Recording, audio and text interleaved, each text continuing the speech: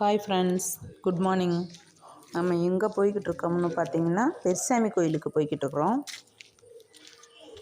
போகிற வழியில் கொஞ்சம் வீடியோ எடுக்க முடிஞ்சதை எடுத்தோம்.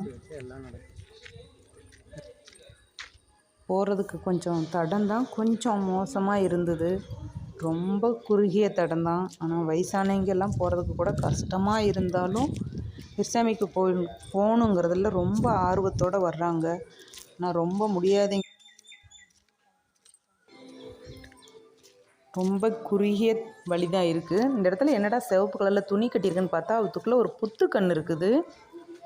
புத்துக்கண்ணுக்கு துணி சுற்றியும் கட்டியிருக்காங்க. அதுக்குள்ளே ஒருத்திங்க வாக்கு சொல்கிறாங்க, அருள் வாக்கு சொல்கிறாங்க. ஆனால் அங்கே யாருமே இல்லை. அதையும் தாண்டி ஒரு மரம் ஒன்று இருக்குது. எவ்வளோ பெரிய வேர் போகிற வழியில் சும்மா வாய்க்கால் தண்ணி வர்ற மாதிரி சின்ன குறுகிய வழி தான்.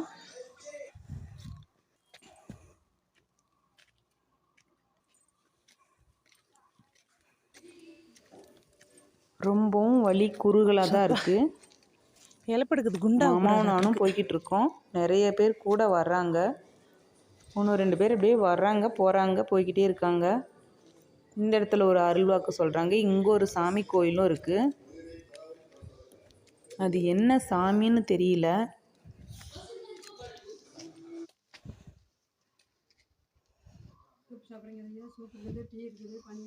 மறையில குடிச்சுக்கலாமா?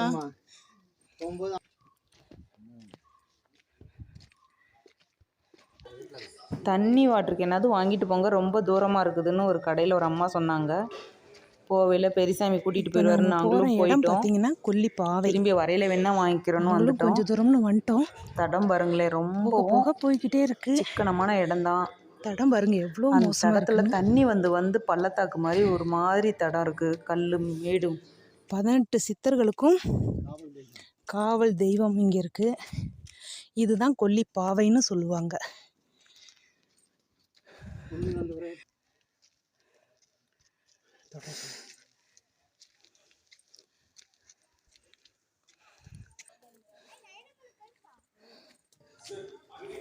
ஓகே ஃப்ரெண்ட்ஸ், குழந்தைங்களெல்லாம் இந்த வீடியோ பாருங்க. இருக்காங்க. வீடியோ பிடிச்சிருந்ததுன்னா லைக் பண்ணுங்க, ஷேர் பண்ணுங்க, சப்ஸ்கிரைப் பண்ணுங்க. நிறைய பேர் குழந்தைங்கள கூட கூட்டிக்கிட்டு வர்றாங்க, போகிறாங்க. சரி சரி சரி.